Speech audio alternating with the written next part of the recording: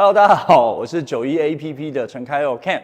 那今天要跟大家分享的事情是91APP 的餐饮解决方案。那我们在看这个解决方案的时候，要来谈是怎么样协助把餐饮的现场、会员跟所有通路都能够整合起来，我们就要打通这个任督二脉。那我们讲是非常兴奋，餐饮科技将进到一个新的篇章，台湾餐饮业有一个新的可能性。但在谈餐饮科技的新篇章的时候，还是想要回到第一章看一下。这张照片是1983年台湾第一家麦当劳开幕的时候，当天其实创了非常多新的纪录，大家可能不一定知道，台湾麦当劳开幕的时候创造了全球麦当劳单店单周最高营业额，同时台湾麦当劳也带动了全球很多创新的产品，包含麦脆鸡，就是第一个知道带骨的炸鸡的这样的产品，其实是由台湾这边的需求在反映出来之后，在全球其他各地才能够享受的。那从80年代那个时刻开始，从民生动物这家店开始，台湾的餐饮业从中餐开始迈进了西餐。那更重要的事情，其实是对于餐饮业科学化的想象，就是我们可以安排设计流程，可以用出餐方式更有效率，可以简化菜单，然后可以设计排队的方式，可以设计客人自己取餐。那当然，其中非常重要的科技的角色，就是站在这照片左边的那台结账的机器。到后来，它一开始是机械式的票券。到后来变成了我们现在看到的iPad Base 啊 Mobile 的 POS， 但这一切都是从那个时候开始。如果当时没有这样统计营业额的设备，即便用这么质朴的方式按下去印出来机械式的，没有这些设备是不可能形成国际企业的。那我们也从那边开始了台湾对于餐饮科技的追求。那但整体来看，这是台湾。全球的话，大概是60到70年代的时候，麦当劳开始陆续登场，就开始在全球各地开始陆续的导入收银机，然后甚至到后面开始用personal computer 有带晶片的来去做这个服务。80年代进到了我们进到了台湾，那也开始后面的 TGI Fridays， 那你后面也有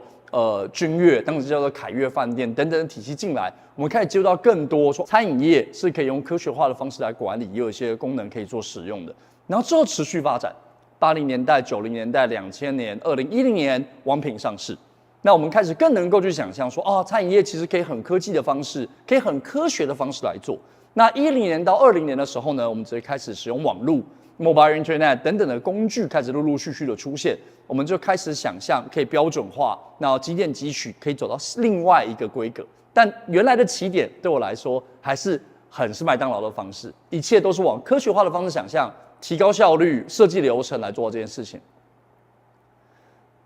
那我稍微跟各位回顾一下，我们大概在2020年的时候，我们开始，那时候我记得非常清楚，是我们第一次有一个非常大的想象。2019年的时候，对未来有个非常大的想象，餐饮业有一个新的未来，说餐饮业未来会变，因为科技变成像那样，那个词叫做云端餐厅。如果大家不知道还记不记得这件事情啊？19年的时候、20年的时候，很多的报道都在谈这件事情。所以，因为那时候可以行动点餐，那时候有就是外送平台，然后那时候有机器人送餐等等的这些议题、这些科技的发展，所以大家觉得说，未来可以就不用去餐厅了，我就在家里面送过来就好，那也就不用有内用的餐厅空间，我们反正就是送过来就好，所以餐厅将来会没有内用空间。那第二个是它是无人化的餐厅，所以餐厅将来会变成是不用有人服务，反正就点餐。机器人就送餐过来，然后你用完餐点之后自己再放回去就好，所以也不用有人服务了。那在这个情况之下，第三个就会解决人力的瓶颈，就太好了，那我不用外场接待，那可能我出菜都可能是用大量用机器人使用，所以我就降低了人力的瓶颈。然后第四个我称为是去服务化，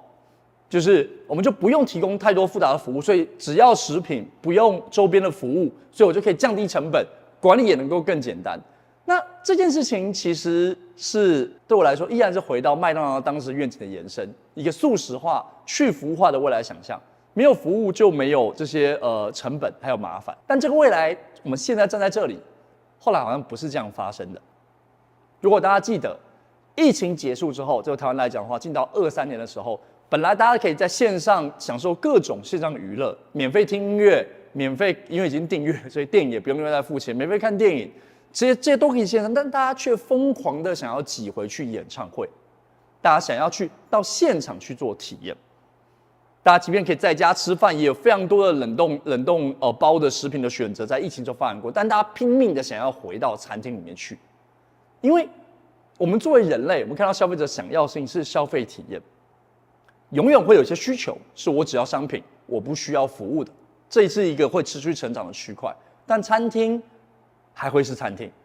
就我们想要的东西，会是希望到一个空间里面获得一个新的体验，让我觉得我生命变得更丰富。所以我们认为科技的方向在餐饮领域里面是创造最大化的感动，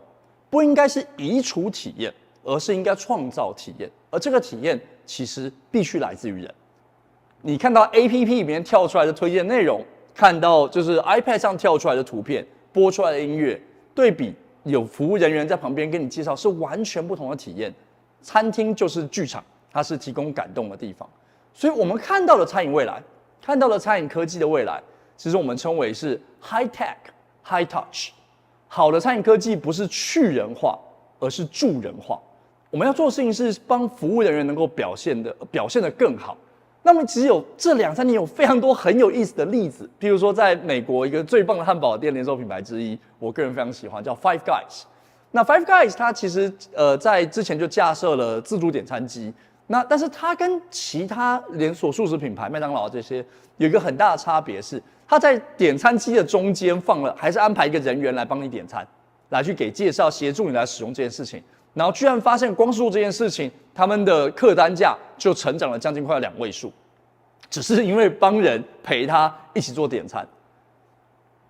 因为你很希望听到有人鼓励你点的东西是对的。我们在进到餐厅的时候，我们其实想要知道怎么样能够得到最好的体验。那比起系统告诉我，更希望听到一个真人来告诉我的东西。人与人的互动是无可取代的。但每次我想要跟各位讲这些事情，就是说餐厅的科技可以怎么用啊？你有哪些成长影响的空间的时候，大家就说卖公家贼，不用跟我说这么多啊，我找不到人，